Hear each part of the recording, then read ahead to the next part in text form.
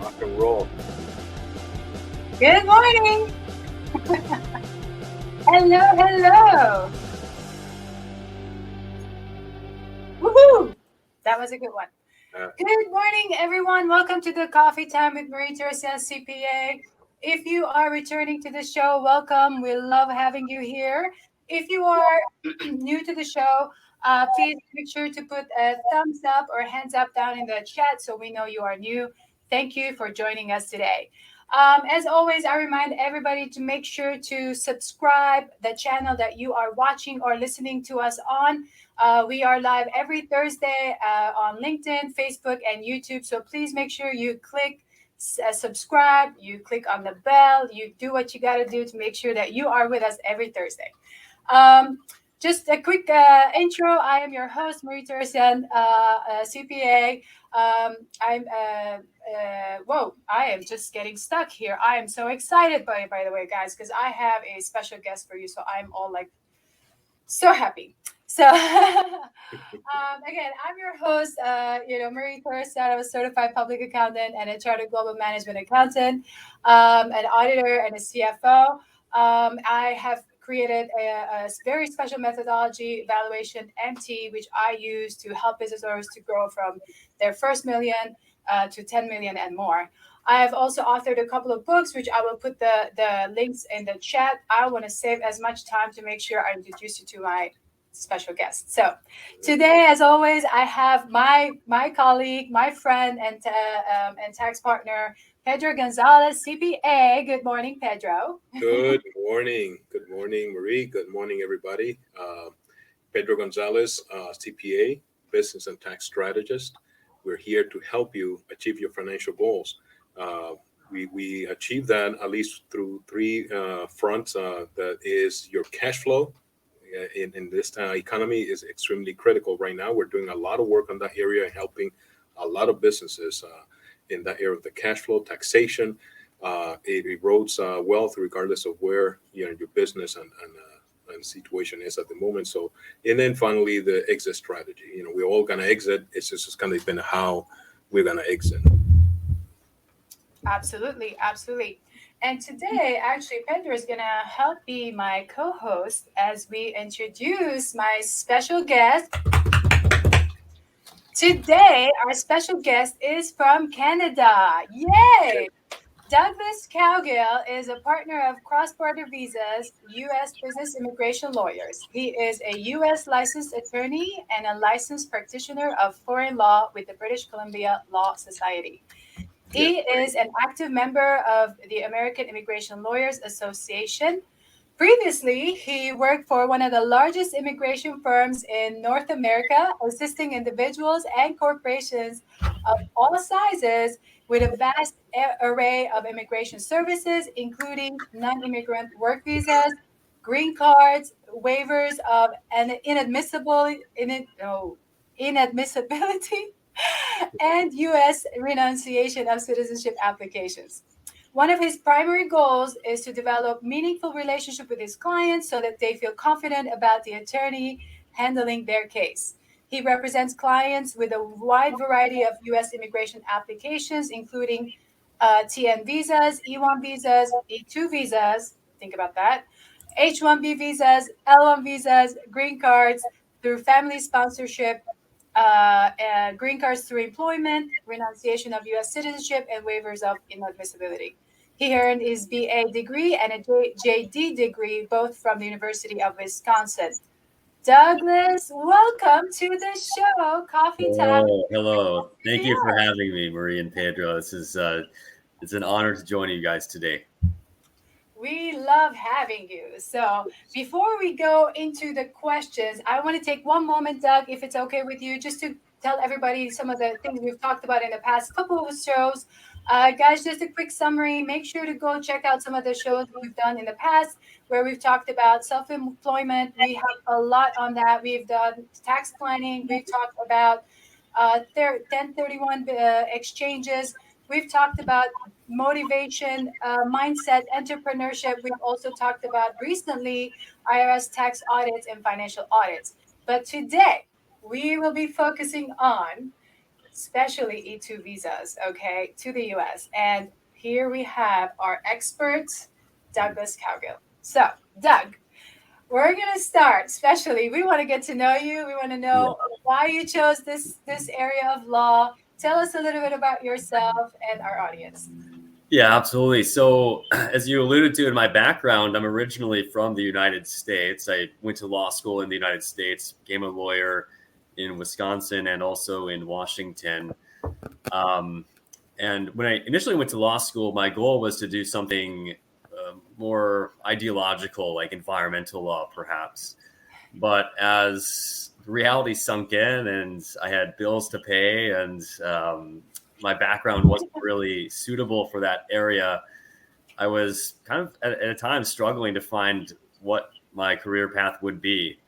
And actually, what got me into immigration law is a relationship I developed with my now wife, who was in Canada. Mm-hmm. And she already had her career lined up as a teacher and was pretty adamant that she did not want to live in the United States. So that led me to move to Canada. And as part of that, I went through the immigration journey myself, not obviously to the United States, but to Canada. By the way. And that, introduced me to that process of applying for a work visa, applying for permanent resident status, applying for Canadian citizenship. And it was something that I didn't really envision was an area that people would perhaps need services with when I was going through law school, or that it would be rewarding. But as it turns out, I think the process of helping people move from one country to another, just as I did, is an area where I found you can not only provide expertise, but also really help people get from where they are to where they want to go in life. And it is really rewarding to see visas approved and people following their dreams into a new country. Yeah. I've actually been in Canada for a little while before I actually did the other way around, where my husband is actually from the US and I had to move to the US because he did not want to go to Canada.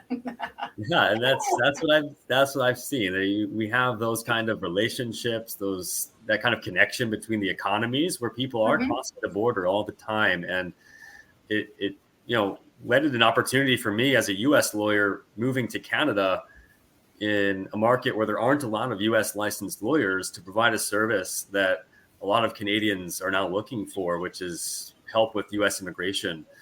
And it was one of the few areas where I wouldn't have to go back to law school in Canada and kind of convert my U.S. law degree to Canadian law degree.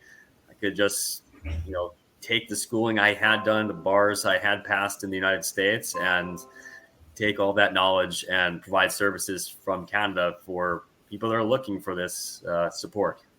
Yeah, that is so awesome. That is awesome. You found a niche. This is all about finding a niche, right? It's a perfect niche. Absolutely. So what are the biggest trends that you're seeing, at least, I mean, especially in the last 2.5 years, especially with COVID and all the stuff that happened? What are the biggest trends that you're seeing now in immigration to the U.S.?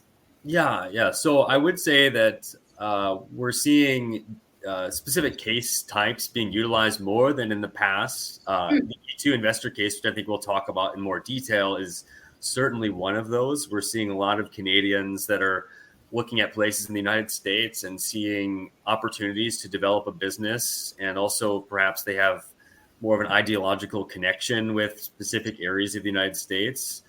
And they're sitting on capital gains in Canada from real estate that's just boomed. And so they're thinking this is a time perhaps to cash out of Canada and enter the US market. And we're seeing that in droves. We're seeing a lot of Canadians that have developed lives here in Canada now looking to move to the United States and take a different path in life. The other thing that we're seeing, of course, due to the pandemic, the government agencies have reacted kind of slowly, in my opinion, to processing cases and having proper procedures in place to get through cases in a timely manner. So applications that perhaps used to take 2 to 3 months are now taking 6 to 8 months. Wow. You're seeing interview delays at specific times if there's an outbreak at the consulate or if the staff is short on who can see the applicants at their office. So increases to processing times have become a reality, and it's kind of an unfortunate norm now of the pandemic.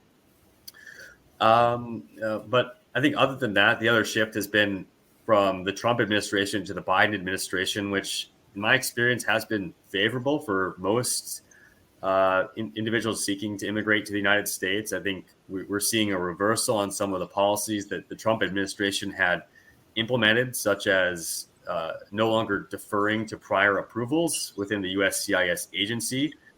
That policy was reversed. So now the Biden administration is deferring to prior approvals if, for example, you're extending a work visa with the same employer. And so we're seeing, I think, a higher approval rate as a result of that change from immigration agencies like USCIS. Got it. Is it similar on the, let's say, in the family, visas? Let's say if a family's, bringing a family member, or is it different? Yeah, I think the family visas, the main impact on that at the moment is just the processing time as it relates to what specific relationship you have. If you have a spouse who is a U.S. citizen, that category has largely remained untouched, and you've been able to get through the system. Again, there have been delays at consulate locations like the U.S. Consulate in Montreal for citizens of Canada. If you're in the United States and you can file for an adjustment of status, I'd say that those types of cases haven't seen as significant of impacts as people who are abroad. Other types of relationships, like parents of U.S. citizens over the age of 21, did have a bit of a problem earlier in the pandemic, as consulate essentially decided not to process those cases for a specific period of time. But that has now reopened, and so there still might be a bit of a backlog as far as they do get through cases in the order that they're filed. Right. But they're working through that, and I think it's just a matter of time before they catch up. Yeah, understood. That's good to know. Any thoughts, Pedro? I feel like you're thinking about a question. Yeah. No, but I guess the thing is, my interest is more about the investor visa. You know what I mean? It's a topic that I want to take advantage of this conversation, because dealing with entrepreneurs and so on. So, we're familiar with the E2, but what other types of investor visas? Probably some of the audience might not be aware that there's other ones out there. So if you can share with us. Yeah, absolutely. So the E2 is the most common, I would say, because it is defined as the treaty investor category. So usually if you're making an investment in the United States, that's probably a starting point to look at. But there are other categories, and one that we used a lot during the pandemic was the L1. And this isn't an investment category. This is to transfer a manager or executive from a Canadian business to a U.S. company. And you might think, well, how does that relate to an investment? Well, if you own a business in Canada, and rather than close or sell that business, you keep it open and invest in a U.S. affiliate or U.S. subsidiary, you can then potentially transfer yourself as the manager or executive of the business in the L1 category to work for either a 3-year period or a 1-year period if it's a new office. And the reason that we were recommending this strategy for a lot of citizens of Canada specifically is that, unlike the e-visa category, which has to go through the U.S. consulate system and is that agency that's had a lot of delays in processing applications, L1s have the option to be submitted at the port of entry. And so essentially an applicant can just go to the port of entry, like a U.S. land crossing or a pre-flight inspection facility, submit the L1 paperwork at that port of entry, and obtain the work visa on the spot. And so if they have a plan of investing in a U.S. business and creating jobs, and they can relate that to a Canadian business they already own, then that is a category that we were using a lot to bypass that wait period for the e-visa category. And when I say Canadian business, it doesn't necessarily have to be a Canadian business. You could have a UK business. You could have a Spanish business. It's mostly, I would say, our firm deals with Canadians because we are based in Canada. But the key is really that you have a business outside of the United States, and now you're looking to invest in an affiliate company in the United States. And so that would be one option. The other The other category that investors often use is more of a permanent solution, the EB-5 investor visa. This visa category for people looking to move to the United States has been very confusing. This is one that's had several policy changes throughout the pandemic. There are essentially two different ways that you could get an EB-5 green card. One is if you invest in a regional center, which is a pre-approved investment business that USCIS believes is a legitimate business that can take this investment from foreign investors. The other is if you invest in your own business and you invest over the threshold that is required to satisfy the EB-5. The strange thing, though, is as part of ongoing legislation, the regional center programs have essentially ran into a roadblock. They've now decided that program is on hold, and we're awaiting future legislation to reestablish it as a legitimate option for regional center investors going forward. You still do potentially have the option to get a green card by investing in your own business. I would say that's less common. Most investors that we've dealt with are typically investing in the regional center due to the fact that it has been pre-approved by USCIS. Okay, that's great. As far as do you only work with Canadian investors, or are you open to other? Yeah, so we work with citizens of any country. Again, as a firm based in Canada, most of our inquiries or referrals come from people that are based here in Canada. But we have been able to assist clients all over the world, from the United Kingdom to Asia to South America. And the categories that are available are pretty much the same, regardless of nationality, especially as it relates to like the E2. Mm-hmm. Each consulate that you're dealing with has a different process, and so we have to go about figuring out what each consulate wants from us for each specific applicant. But the overall concept of like an E2 is the same. It's an investor who is opening a U.S. business, typically investing a substantial amount into an active company that will typically employ U.S. workers within the next 5-year period. Right. And when you say, for example, just for those who are listening, when you say a significant, what is significant? Is there what is the minimum threshold? Let's put it that way. Yeah. So typically, the consulate, I should say generally, the consulate doesn't have a bright line number, which is frustrating, I know, for a lot of people. Yes. However, the consulate in its foreign affairs manual talks about a proportionality test where you kind of compare what has been invested to what will need to be invested to successfully get this business up and running. Okay. And in that proportionality test, there's reference to $100,000 investment being sufficient if that is 100% of what is required to start the business. So I guess there's kind of two different ways to look at that. If you buy an existing business and the purchase price is $100,000, it's already an operating business, right, that should be viewed as substantial. If you start a new business and you invest $100,000 in equipment, your office, your maybe initial employee, your lease agreement, and now you can provide services, that also should be viewed as a substantial investment. right. But I would say at the same time, that $100,000 amount isn't necessarily the baseline. There certainly is an ability to get an investor visa with a lower investment amount if, again, you can successfully show that is 100% of what's required, and this will be a business that is profitable and employing U.S. workers in the next 5-year period. On the flip side, it might seem strange if you have, like, let's say $150,000 investment, but this business is going to need $3 million to get up and running. They might, on the proportionality test, not view that as a substantial investment because it's percentage-wise nowhere near that 100% mark. So even though the investment amount is larger initially, as it relates to the percentage required to start the business, it'd be much lower. Yeah, definitely. Understood. And then, so what are some of the specific, I guess, requirements, if you were going to give us a very high level, not going into too much detail, but like, what are key things that a possible investor should be, considering to be ready for if they're going to do like a selected E2 investor application? Yeah. So the first thing is, you need to be a citizen of a treaty country. That's a starting point to qualify. And so Canada obviously is does have a treaty with the United States. And if you're not a citizen of Canada, if you're a citizen of a different country, the U.S. State Department does have a list that you can look at, that we could share a resource with, that you can quickly verify if your nationality, if your passport country is on that list. And so the consulate will be looking first for you as the applicant, is your nationality on that list. Second, they'll be looking at the business and its ownership. Again, most of the investors we deal with are the owners of the business, so there would be a match between the nationality of the business owners and the applicant. Usually they're the same.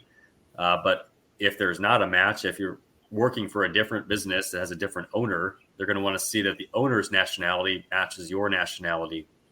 And so that's the second criteria that they're going to be looking at.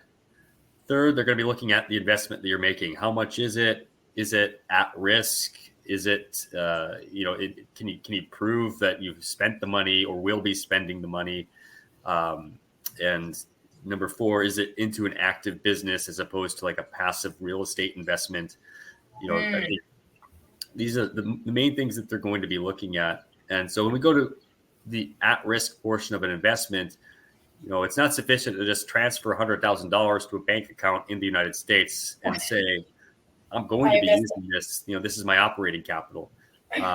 They want to see that you've spent that money on something that is related to your business, like a vehicle or commercial space. And if you can show that, then they are typically going to approve most e-visas, in my experience, because they are trying to promote investment and job creation in the United States. But It's not sufficient to just have the money set aside to invest, get the visa perhaps in your mind, and then go and make the investment. So I think there is some frustration with clients. They just kind of see it as a chicken and egg problem. Well, how can I make it? Absolutely. I can see that. I can totally see that. It's like, do I do this one or this one first? Kind of like rolling together. But it's almost kind of, you do have to take a leap of faith in most of these applications and put your money at risk and trust that the consulate will see that this is a legitimate business that will likely support U.S. employment in the future. Yes, absolutely. And and one of the key things that I wanted to bring up here is that you and I had a couple of common clients actually, and we had to put together a business plan to kind of support this. How important do you think is a business plan and projections as you're submitting this type of an application? I think for any new business, it's critical. I think they're definitely looking at a business plan as, giving them a sense for what this business will do.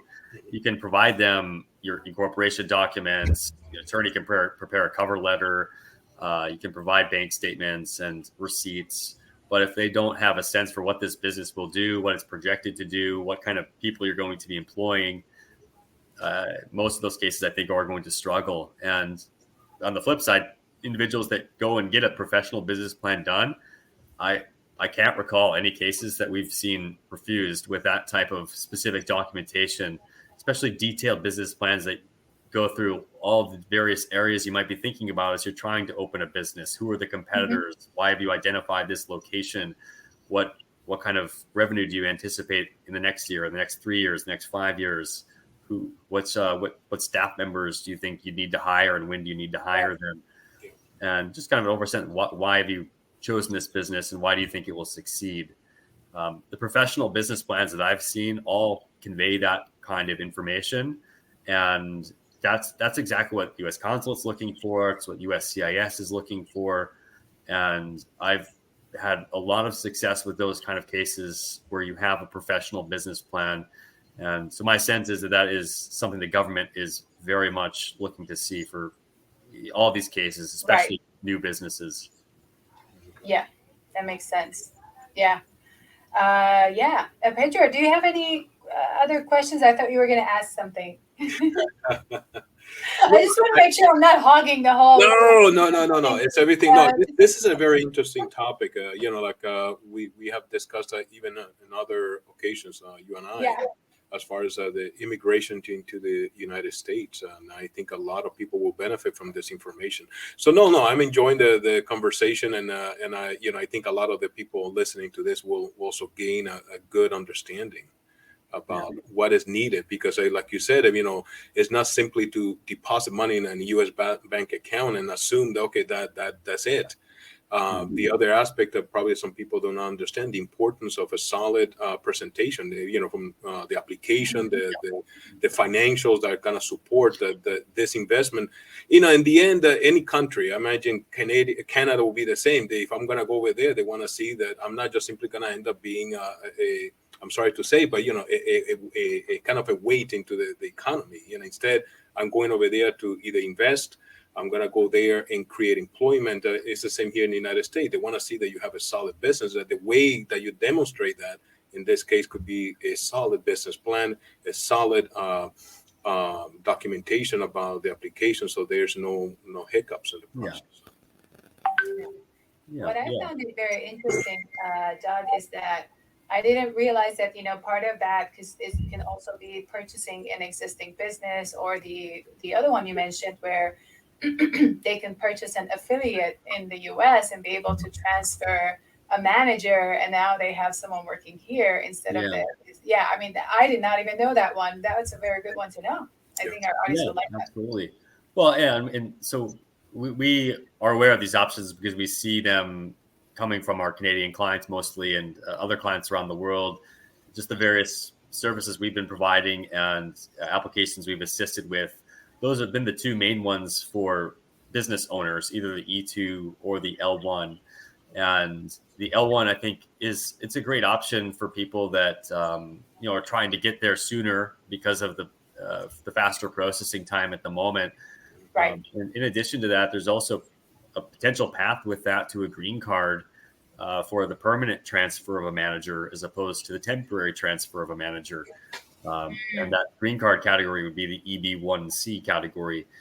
And so it's become an attractive option because of that path, where you can both start with a non-immigrant visa that can be attained relatively quickly, and also provide a long-term path to becoming a permanent resident in the United States, which then potentially allows for a U.S. naturalization application down the road. And so we're seeing, the L1 category being used more, but the E2 category, I would say, is still by and large what most investors are using. And that's because a lot of investors don't have a business in Canada that they can say, I'm transferring myself from this business to a U.S. affiliate. Right. The E2 category doesn't require that. You can start something totally new. You can sell your house in Canada, buy a business in the United States. It could be anything, like a restaurant, a gas station. It can be any kind of business, or you can just start something new. And we've seen, Maria and I have worked together on a few different types of businesses. It's been a lot of different types of businesses, anything that you can think of. You can start a business, and if you can show you're investing in that, you're committed to it, and again, with a proper business plan, I think you can convince U.S. immigration that they'll at least give you a shot at it. And then it's up to you to take that business. Yep. Stick around, and we're going to help you prove it too. Exactly. No, and one of the things, Doug, I wanted to mention, and just for you to clarify, is that with the E2 investor visa, I don't know if that's the only one, but the investor can also bring their family and be able to stay for 2 years, I believe. Yeah, absolutely. So usually E2 visas, depending on the nationality, I'll focus on Canadians. The visa itself would be valid for a period of 5 years for citizens of Canada. Now, there is a bit of confusion because when you enter the United States, you get an admission record from U.S. Customs that allows you to live continuously for 2 years. But you can still use that visa in your passport over the next 5 years to be traveling back and forth. And usually you will get a new 2-year I-94 admission record close to when the current one is expiring if you're traveling. But that is something you have to monitor. But separately, yes, dependents are allowed to obtain dependent visas. So that would include a spouse and any children that are unmarried and under the age of 21. For the children, they'll be able to go to any schools in the United States with that status. And the spouse actually obtains an open work permit in that status now that allows them to work or go to school in the United States. I mean, that's probably, I see why that would be a very attractive visa type for an investor with a family.